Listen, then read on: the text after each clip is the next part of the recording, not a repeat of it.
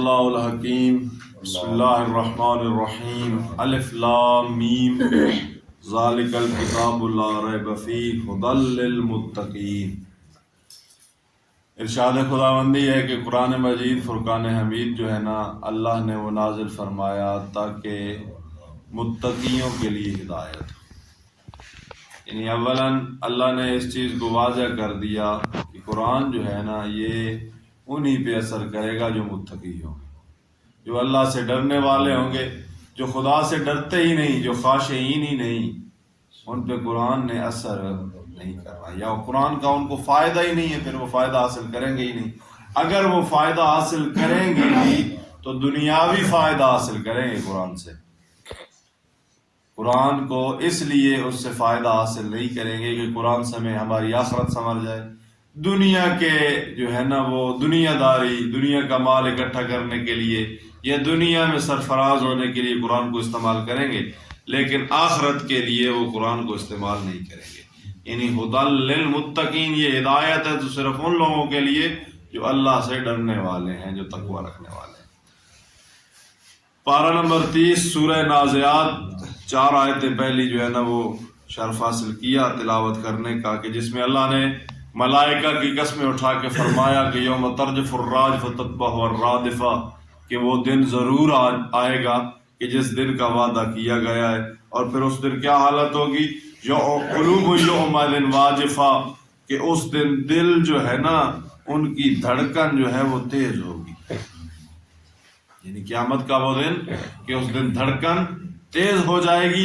وَأَبْصَارُهَا خَاشِعَةٌ، ابصار کہتے ہیں آنکھوں کو، بصر سے بصارت سے، ابصارها خاشعہ، اور آنکھیں جو ہیں وہ ندامت سے جھکی ہوئی ہوں گی، ان لوگوں کی آنکھیں جو ہے ندامت سے جھکی ہوئی ہوں گی۔ یقولون اَإِنَّا لَمَرْدُودُونَ فِي الْحَافِرَةِ، اور کفار کہتے ہوں گے کہ ہائے کاش ہم الٹے پاؤں لوٹ جاتے۔ یقولون اَإِنَّا لَمَرْدُودُونَ فِي الْحَافِرَةِ، کہ کاش ہمیں واپس بھیج دیا جاتا، پلٹایا جاتا، ہم واپس پلٹ جاتے۔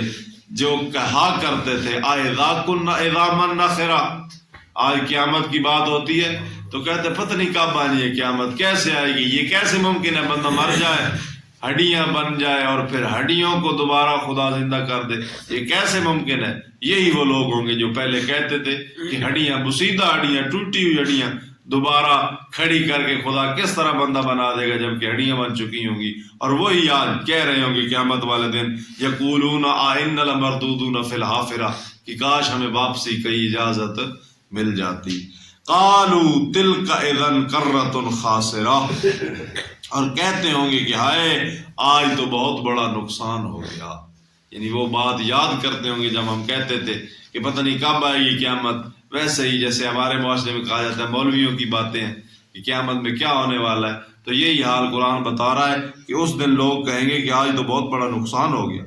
فَإِنَّمَا هِيَ زَجْرَةٌ وَاحِدَةٌ، بس ایک سخت چیخ پیدا ہوگی، ایک سخت چیخ پیدا ہوگی کہ جسے ہر ذی روح سنے گا، اور جو ذی روح زمین پر موجود ہوگا وہ سب مر جائے گی۔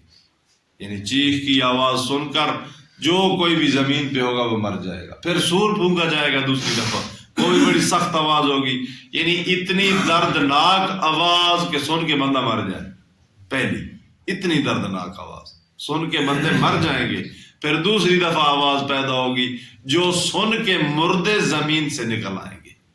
یعنی یہ دو آوازیں ہیں قیامت کے دن، پہلی آواز سن کے بندے مر جائیں گے، پھر دوسرا جب سور پھونکا جائے گا، سور میں پھونک ماری جائے گی تو پھر جو مردے ہوں گے زمین سے وہ زندہ ہو کر زمین سے نکل آئیں گے، جوک در جائے، جیسے کہ پچھلی صورت میں کہا تھا افتاتون افواجا، کہ جوک در جوک، فوجیں فوجیں بن کر وہ جو ہے نا میدان معاشر میں حاضر ہو جائیں گے۔ فَإِذَا هُمْ بِالسَّاحِرَةِ، یہ کہاں اکٹھے ہوں گے، یہ جو قبروں سے نکل گئے یہ کہاں جائیں گے؟ تو یہاں پہ مفسرین نے جو لکھا ہے نا بالساحرہ، ساحرہ ایک جگہ ہے، یہ بیت المقدس کے نزدیک ایک پہاڑ ہے، غالباً اس کا نام ازکا لکھا ہے، وہاں پہ اللہ اس جگہ کو میدان معاشر بنائے گا۔ یہ مفسرین کی رائے ہے، بہترین جاننے والا اللہ ہے کہ میدان معاشر کہاں پہ بنے گا۔ مفسرین نے ایک رائے جو قائم کی ہے بالساحرہ، کیونکہ ساحرہ اس جگہ کا نام ہے جو کہ بیت المقدس کے بالکل قریب ہے، تو اسی میدان کو اللہ میدان معاشر بنائے گا کہ جس میں ساری دنیا اکٹھی ہوگی، آدم سے لے کے قیامت تک ہر آنے والا انسان وہاں پہ اکٹھا ہوگا، ساری امتیں اکٹھی ہوں گی۔ حل اتاک حدیث موسیٰ، یہاں پہ اب اللہ حضرت رسول خدا کو مخاطب فرما رہا ہے، یعنی وہ باتیں بیچنی جو تھی نا وہ قیامت کا احوال تھا، قیامت کا تذکرہ تھا۔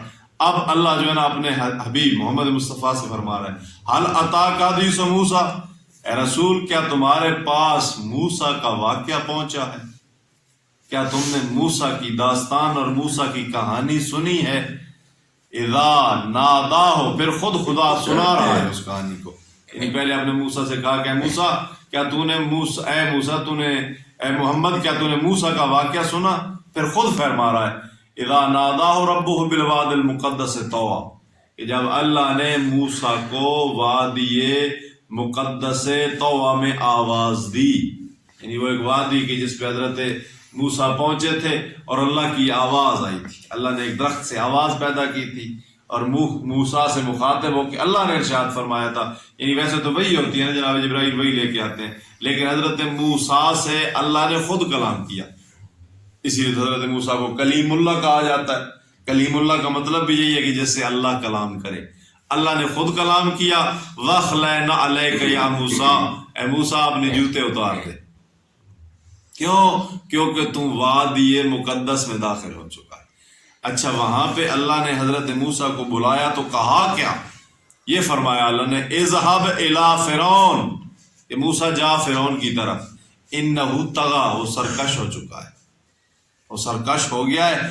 فقل هل لك الى ان تزکیٰ، اور تو جا اور اس کو کفر سے پاک کر، وہ کافر ہو گیا۔ موسیٰ سے اللہ کہہ رہا ہے کہ تو جا فرعون کی طرف اور اس کی سرکشی کو دور کر۔ دیکھیں نا کتنا رحیم ہے اللہ کہ جو فرعون جیسے دشمن کے لیے بھی ہادی کا بندوبست فرما رہا ہے۔ فرعون دشمن ہے اللہ کا، خود کو خدا کہنے والا ہے، کافر ہے، لیکن اللہ کو فرعون سے محبت ہے۔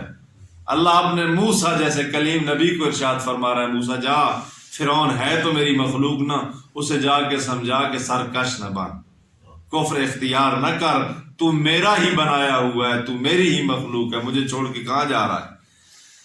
تو حضرت موسیٰ سے اللہ نے ارشاد فرمایا کہ وَاہْدِیکَ إِلَىٰ رَبِّکَ فَتَخْشَىٰ، اور جا اور اس کو ڈرا اپنے رب سے، اس کو سمجھا، موسیٰ جا اس کے پاس۔ فَآرَاهُ الْآيَةَ الْكُبْرىٰ، اور اکیلے نہ جانا، ساتھ میں اپنی سب سے بڑی نشانی لے کے جانا۔ کون سی نشانی؟ عصائے موسیٰ۔ حضرت موسیٰ کے پاس ایک عصا تھا، اور یہ عصا عرش سے آیا تھا حضرت موسیٰ کے لیے، ایک ڈنڈا جو وہ بکریاں چرایا کرتے تھے جس کے ساتھ، اور اسی ڈنڈے کے ساتھ وہ ڈھیر سارے کام لیا کرتے تھے موسیٰ، کبھی بکریاں چراتے، کبھی درختوں سے پتے جھاڑتے، اور کبھی اسی ہی کو تکیہ بنا کے حضرت موسیٰ سو جاتے۔ تو آج اللہ ارشاد فرما رہا ہے، یعنی اس ڈنڈے کا ذکر بھی اللہ نے قرآن میں فرمایا کہ موسیٰ تجھے جو ہم نے عصا عطا کیا ہے نا، اس کو بھی ساتھ لے جاؤ، یہ بطور معجزہ تمہارے کام آئے گا۔ اور جب حضرت موسیٰ اس عصا کو لے کے گئے، ادھر فرعون اپنے دربار میں موجود تھا، اس نے جادوگروں کو اکٹھا کیا ہوا تھا، اور جادوگروں سے کہا کہ اگر موسیٰ آئے تو اس کی جادوگری آج نہ چلنے دینا۔ انہوں نے کہا کیا کریں؟ تو وہ کہنے لگے اس کے سامری، اس کے جادوگر، کہ جب وہ آئے گا ہم موسیٰ کے علم کو عاجز کر دیں گے۔ انہوں نے اپنی رسیاں پھینکی دربار میں، اور پھر کچھ پڑا تو وہ ساری رسیاں سانپ بن گئے۔ حضرت موسیٰ بھی تھوڑا سا خوف کھایا حضرت موسیٰ نے، لیکن اللہ کا ارشاد ہوا میرا موسیٰ پریشان نہ ہو، تجھے میں نے جو آیت کبریٰ عطا کی ہے نا، تجھے میں نے جو نشانی عطا کی، تو بھی ذرا پھینک کے تو دیکھ۔ تو حضرت موسیٰ نے جب عصا پھینکا تو وہ عصا اژدہا بن گیا، یعنی ان چھوٹی چھوٹی رسیوں سے بھی بڑا سانپ بن گیا، اور سارے جو سامریوں نے سانپ بنائے تو اسے کھا گیا۔ یعنی وہ فرعون بھی ڈر گیا حضرت موسیٰ کا یہ معجزہ دیکھ کے، اللہ کا یہ معجزہ حضرت موسیٰ کے ہاتھوں میں ہوتا ہوا دیکھ کے فرعون بھی ڈر گیا کہ فرعون یہ موسیٰ تو مجھ سے بھی کوئی بڑی چیز ہے۔ تو اب چونکہ اللہ نے اتنی بڑی نشانی عطا کر دی، تو اس نشانی کو دیکھ کے شاید فرعون کے دل میں آ جائے کہ میں خالق میں نہیں ہوں، لہذا خالق اے موسیٰ تیرا رب ہے۔ لیکن چونکہ اس کے کانوں اور آنکھوں پہ پردے پڑ چکے تھے، جس طرح آج معاشرے میں لوگوں کے آنکھوں اور کانوں پہ پردے پڑ گئے ہیں، کوئی حکمت کی بات اثر ہی نہیں کرتی، کوئی بات کوئی قبول کرنے کو بھی تیار نہیں ہے۔ فرعون اسی طرح بات کو قبول نہیں کر رہا تھا، بلکہ اس نے کیا کیا، اس نے اپنی قوم کو اکٹھا کیا ایک میدان میں اور سب سے کہا دوبارہ میں نہیں، دیکھو وہ موسیٰ جادوگر ہے، انا ربکم الاعلی، تمہارا رب تو میں ہوں، میں رب ہوں۔ موسیٰ فرعون کہنے لگا کہ موسیٰ جادوگر ہے اور میں ہی رب ہوں۔ تو ہمیں بھی چاہیے یہ جو ہادی برحق ہے نا، یہ قرآن کے جو واقعے ہیں ان کو سن کے عبرت حاصل کریں، یعنی ہمارے ذہن میں بھی فرعونیت نہیں ہونی چاہیے، بلکہ اللہ کے جو خاص بندے خاشعین ہیں ان جیسا مزاج ہونا چاہیے، حکمت کی باتوں کا ہمارے اوپر اثر ہونا چاہیے۔ لیکن افسوس نہیں ہوتا، اس کی سب سے بڑی وجہ جو علماء نے لکھی ہے وہ یہ ہے کہ ہمارا رزق پاک نہیں ہے۔ اگر ہمارا رزق پاک ہوتا، خدا کی قسم قرآن کی ایک ایک آیت ہمارے رونگٹے کھڑے کر دیتی، جہنم کا ذکر آتا ہماری آنکھوں سے آنسو جاری ہو جاتے، اگر جنت کا ذکر آتا تو ہمارے اندر جنت کو حاصل کرنے کا شوق پیدا ہو جاتا۔ لیکن چونکہ رزق اس نوعیت پہ پہنچ چکا، دنیا داری اس منزل پہ پہنچ چکی کہ اب کوئی حکمت کی بات ہم پہ اثر ہی نہیں کرتی، اب حتیٰ کہ قرآن کی بات اثر نہیں کرتی، نبی اعظم صلی اللہ علیہ وآلہ وسلم کا کلام ہم پہ اثر نہیں کرتا۔ تو خداوند کریم ہمیں نیکیوں کی توفیق عطا فرمائے اور قرآن مجید جیسی عظیم کتاب پہ عمل کرنے کی توفیق عطا فرمائے۔ وآخر دعوانا الحمدللہ رب العالمین۔